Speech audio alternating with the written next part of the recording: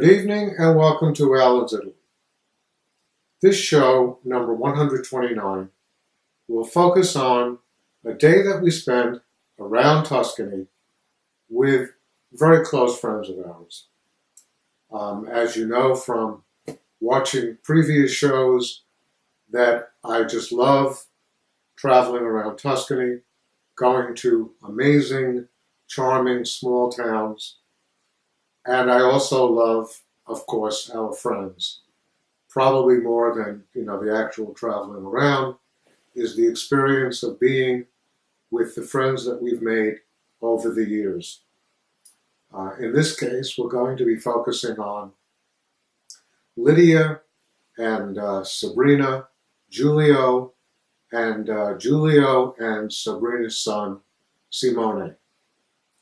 And it's kind of a complicated story. Here's what happened. The previous year, in 2015, we had gone to Badia, Passignano.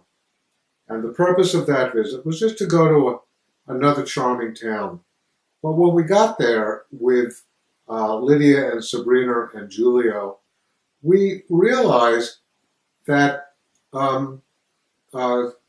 Sabrina had spent some time in this town with her family as a young person.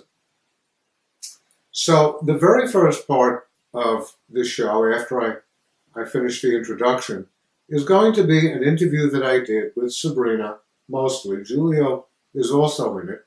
We're standing in front of the church in Badia a Passignano, which is a town in Tuscany. And she will talk a little bit about her relationship to the town and, some of the interesting things about the church.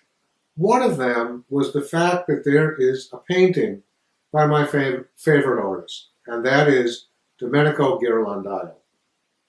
Now, if you really are an avid fan of Alan's Italy, you know that I did an entire show on Ghirlandaio.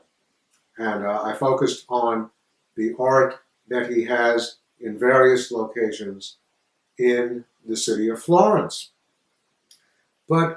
So one of the things that Sabrina mentions on the video that you'll be seeing very shortly is that there's a Ghirlandaio, a Last Supper, in this monastery, connected with the church, that has been under restoration for a good number of years.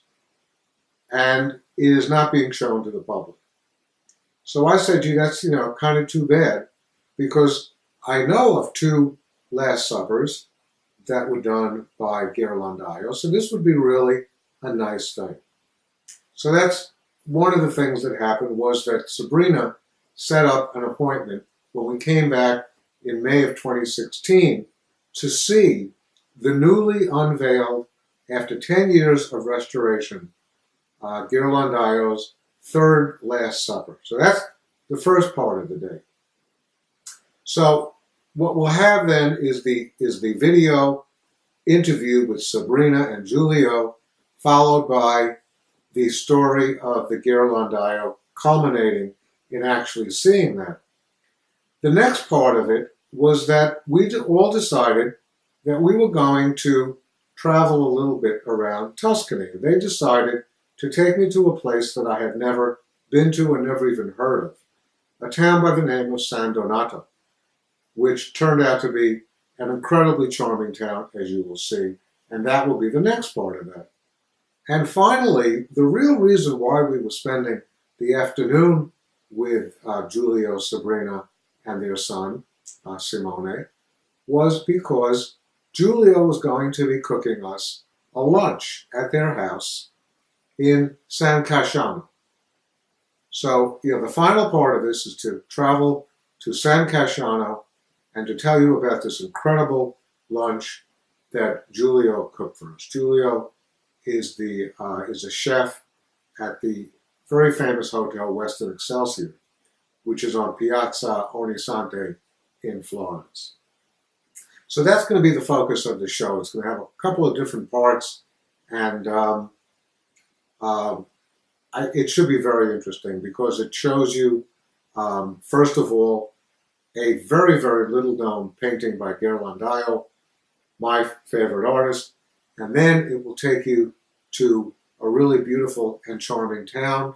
It's just an amazing town. And then finally, lunch at Simone, Giulio, and Sabrina's house in San Casciano. And actually, there's a final part to that, and that is that they invited us while we were having lunch to go with them the next day for the best pizza in Florence. And we had nothing to do that next evening, so we decided to go with them and taste what is indeed the best pizza in Florence. So that's this show, and I hope you enjoy it. When? Okay, so we're in Tuscany, near San Casciano. San Casciano. San Casciano. We're in Badia, Passignano. Badia Passignano. And you just indicated this is Sabrina and this is Giulio, who are friends of Lydia. And you say that you lived here at one time, or you vacationed When here? I was a child, on holiday, and when the school was finished, and I went here with my family because we had a country house. Okay, we lived in Florence, and we went here on holiday or just for a weekend. And Rignana is a place 3 kilometers from here, and we went here walking. We were a child. We walked for 3-4 kilometers for the mass. Yes. Here inside, in this church. Wow. Okay. Very, very nice. So I should mention that Giulio and Sabrina are married. Have you been married now for 3 years ago. 3 years ago. 3 years ago? We knew us 35 years ago. She was very young. I was. You knew her 35 years Yeah. ago? Yeah, she Yeah. went to the hotel to make a stage. I was cook there in the restaurant where we work now. Right. And so she was very young, but nothing happened. I was fiancé, she was very young. Well, Then 35 years ago, you were was like in the 80 1 year old, right? No. No! And then You she, certainly can't go out with one. then she came after 5 years. That started the friendship. But Yes. then I went to Germany. I stayed there for 10 years. I came back and I went again to work in this hotel. And so we started. You work in the Westin Hotel now, Yeah. and you work at the Grand Hotel. San The Regis St. Regis, now. but Oh, it's the the same. San It's Regis. the same. Now it's San Regis. And so it was destiny that we should meet again. And then, It was absolutely destiny. yeah, Laura and I have our paths kept crossing for many, many years, and we finally, connected. I think that's the way it was supposed to be. So, you live now. So how did you choose San Casciano as a place to she live? chose San Casciano, Yes, I choose it because my brother. brother live in San Casciano from 15 years. 20 years. Is that Because her wife is He's married in San Casciano with a yeah, wife. yeah, right? yeah. I love And she this found the place place. very nice. And you have a 9-year-old child. Yes, Simone. Simone. His name is Simone. Simone. Yeah. Okay.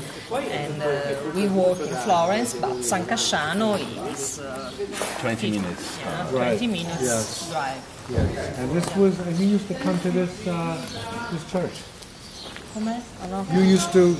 To come in this church for the mass, every Sunday. How old is this church? Do I you know? don't know. I don't remember. It looks pretty old. I think 14th century. Really? 14. 14th century. 13. Okay. You can ask the frate come si Any dice. famous paintings in there? Like, No, no. is there a Michelangelo or a? Ghirlandaio. Ghirlandaio. Worked here. Okay. Come si Lidia? Non si può vedere. Cosa? Il ghirlandaio è sotto restauro. Ah, There's a Ghirlandaio in there? It's a Ghirlandaio, but it's on the restaurant. Ghirlandaio inside, but it's Ghirlandaio the is my restaurant. favorite artist. Really? Ghirlandaio, but it's under ma te la restoration. decora? Ah, ok, we can... We could try to corrupt the fryer. What do you think you'll come across? Okay, so we're going to go in now and take a look. Ok. The photograph that you're now looking at is of Domenico Ghirlandaio, and as you can see, he lived from 1449 to 1494. He actually lived a very short life. In Florence, he was a very, very well-known painter in Florence, and he did religious paintings. There was a certain genre of paintings that artists were involved with, and mostly because a lot of the work that they did wound up in churches and also wound up in people's homes, and that was what was going on at that time. So the most famous Last Supper was painted by Leonardo da Vinci, and that one, of course, is located in Milano at the Church of Santa Maria alla Grazie. It wasn't the first. There was one that was before that. I know that there's one by Casciano that's in Florence, but Ghirlandaio did two of them that I was aware of. So while I'm in Florence over the years, I went to the church that you're now looking at from the outside, the Church of Ognissanti, which is one of my favorite churches in Florence. And if you go into the refectory, now the refectory in a church was the place, it was the dining room for the monks. And they would, sit in the refectory and have dinner, just the entire group of them, for the various meals that they ate. And one of the paintings that they had on their wall was a Last Supper. So Last Suppers are generally found in refectories of churches. And in the year, I believe it was the year 2001, I somehow found it's not in the Church of Ognissanti. It's right next to it, which is a separate entrance, and it's only open during certain times of the day. And I managed to get in by having a nun take pity on me, and she let me in when it was actually closed. And it's a beautiful one, as you are now looking. It's really a spectacular painting, and there's a seat in the refectory that gives you a chance to sit and kind of stare at it. And then in this church that you're now looking at, which is the Monastery of San Marco, it's actually now a museum because it is dedicated to the art of Fra Angelico, who was a very famous painter in the mid-15th century. And most of his work is located in this monastery because he was assigned to this particular location during the time, most of the time of his life. So most of the work by Fra Angelico is located here. But in the bookstore of this church currently, which used to be the refectory in the 15th century, is another Last Supper by Ghirlandaio. And they differ, the two Last Suppers differ very, very slightly, because the one in San Marco actually has a little cat sitting next to the person in the front. Both of them have somebody in the front. That's Judas. And right next to him is the cat. And there's a few other slight differences. If you look very closely at the two, you would see them. But, there was a third one. And I didn't know about this, but Sabrina and Lydia told me all about it, as I indicated earlier. And we went back to Badia a Passignano. You're looking at the town now. And we had an appointment with one of the people there, and he showed us around. And you're looking now at at one of the dining areas, the kitchen, I believe you're looking at now. And then we went into this giant room, and you're looking at that really great photograph that Laura took, a panoramic photograph of the area where the third Last Supper is located. And there's not only that room, but a close-up of that where you could actually see Ghirlandaio's third Last Supper. Now, and it was really a wonderful experience because I love Ghirlandaio, of course, and this was my chance to see it in a really nice setting. And, it was a personal tour. We had a personal tour that Sabrina had set up so that we would, be able to see it after 10 years of restoration. And this was quite an experience. And that was the first part of this afternoon of activities in Tuscany with our friends. I wanted to show you one more thing before I forgot, and that was this model that was set up in the monastery of the town with the prominent position that the monastery plays in the town. And it was really an amazing thing that we stopped to take a close look, and do some photographing of us. I wanted to show you that before we moved on to the next part of the show.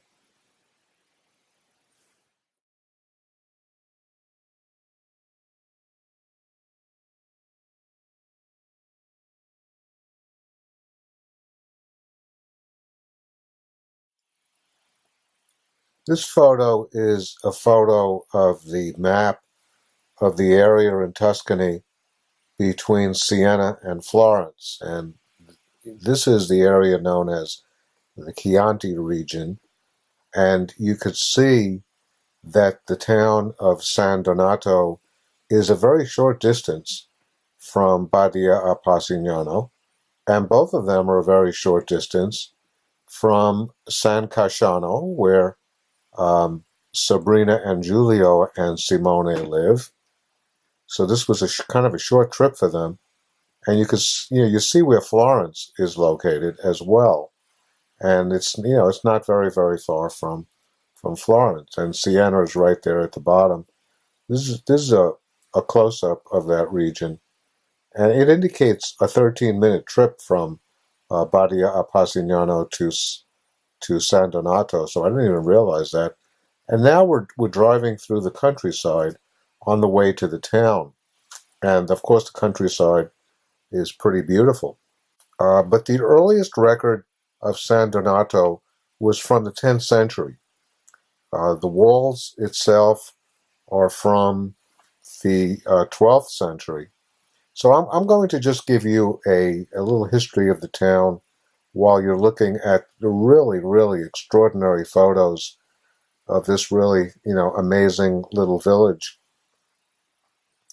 In the year 1218, the town fell to Florence, and then in the year 1260, Florentine troops gathered just south of the town to participate in probably the most famous battle in central Italy, and that's the Battle of Monteperti, which was fought between the Florentine Ghibellines and the Guelphs from Siena during that period in the 13th century when there were just constant conflicts between Florence and Siena, which brought every town kind of into this, as there were constantly troops and fighting. And anyway, the town was twice used as the place to sign treaties between Florence and Siena. And in 1289, the town was partially destroyed by the Ghibelline Aretani, but somebody by the name of Bernardo Gherardini paid for the restoration. The reason I mentioned his name is that he was a descendant from the very famous Ghirardini family.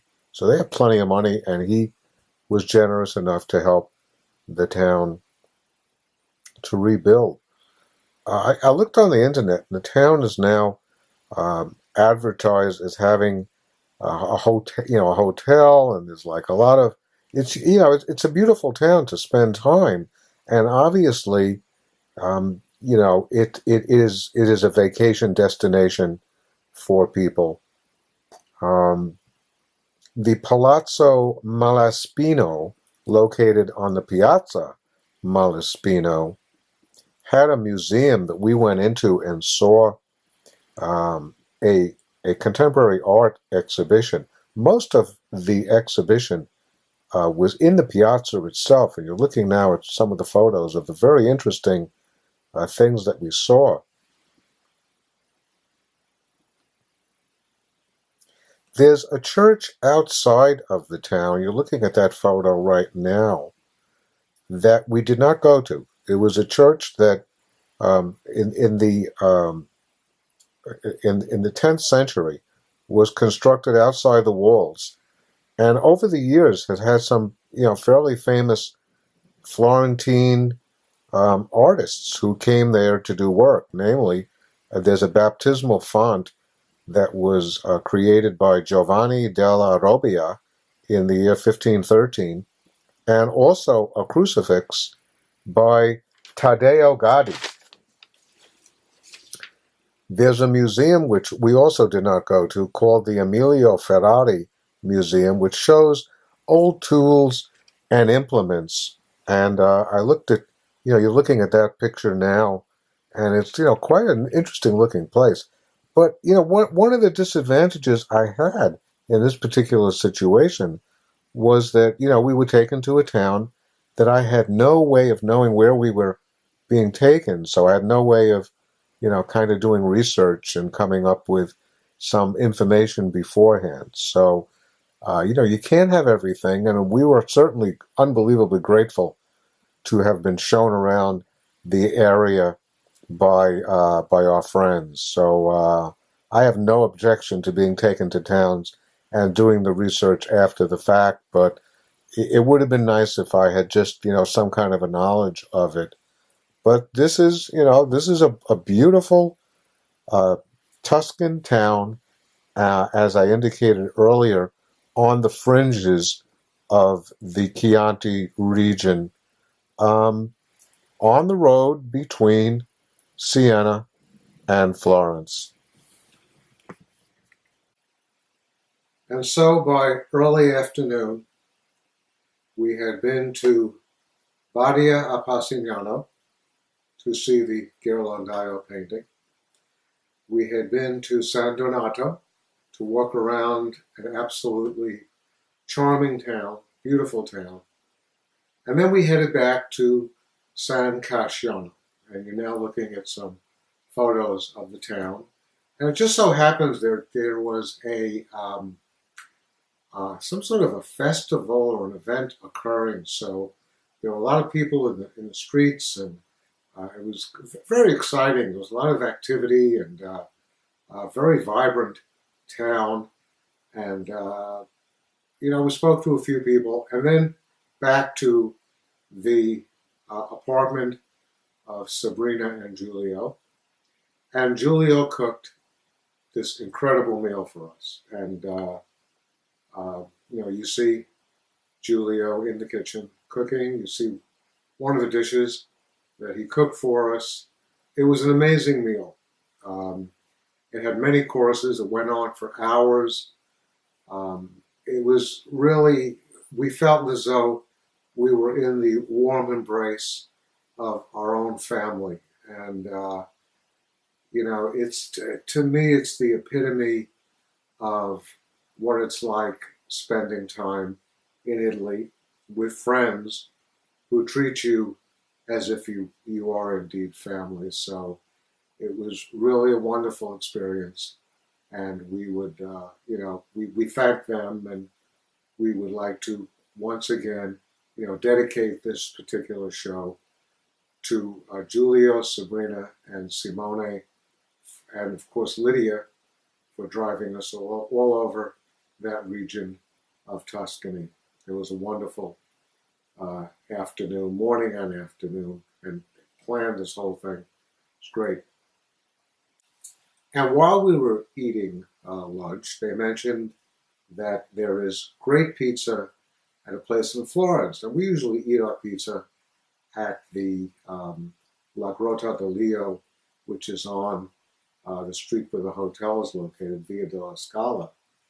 But we decided to go, and it was pretty far away. This was the next day, so we had no plans for that evening other than to meet a friend of ours back at the hotel. So we decided to go with them for an early dinner, and we had pizza, and it was a lovely place, and the pizza was outstanding. Was it the best pizza we'd ever had? I don't know. It was great. All I could say is the pizza was fantastic. And it's hard to compare if you're not eating both at the same time.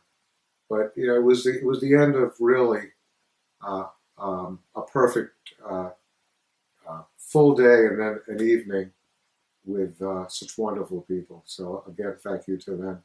When we got back to the hotel, we bid farewell as well. This was our last night in Florence, so we were leaving the next morning, and we wanted to bid a farewell to a friend of ours. You're looking at him now. His name is Roger Crum. He's professor of art history at the University of Dayton in Ohio, and he's become our friend over the years. He brings groups of students to Florence to do projects and study about the city. And he's, there's a, they have all their meals at the restaurant La Spada, where we have a lot of our dinners. So we used to meet him in the evening there, and we wanted to say goodbye to him. So when we got back to the hotel, we did that, and then we were off out of Florence, going to I believe Orvieto. Anyway, so that's the end of the show, and I wanted to talk a little bit about what's coming up in the future. Now, the next show that I have planned, I believe, I haven't completely set on this. I have a list of a bunch of things I'd love to do, and I'm kind of eager to do them, but you can't do all of them at the same time. You have to do one at a time. And the one I think I've chosen is the next one, will be, while we were in Florence, we went to the Palazzo Pitti, which is this huge palazzo in Florence that has a lot of smaller museums. And one of the museums is the Galleria Palatina, which is a painting gallery. And there's a lot of really wonderful and famous paintings, one of which is by one of my favorite artists, Raphael. So we'll be talking about that museum probably in the next show. And then I have ideas for a lot of different things, a lot related to Florence, talking about where you get some of the great views in Florence. There's some really wonderful places. And maybe I'll talk a little bit about the perfect tour of Florence for somebody who's going to Florence for the first time. I always wanted to do a show on how to actually plan a trip to Italy, where you could get the most out of your money and the most out of the experience. So I wanted to do that as well. There's a few more things I'm thinking of to do, over the next several months. So for now, I hope you enjoyed sharing that amazing experience with us, and I hope you come back again real soon. Until then, buonanotte e buona fortuna.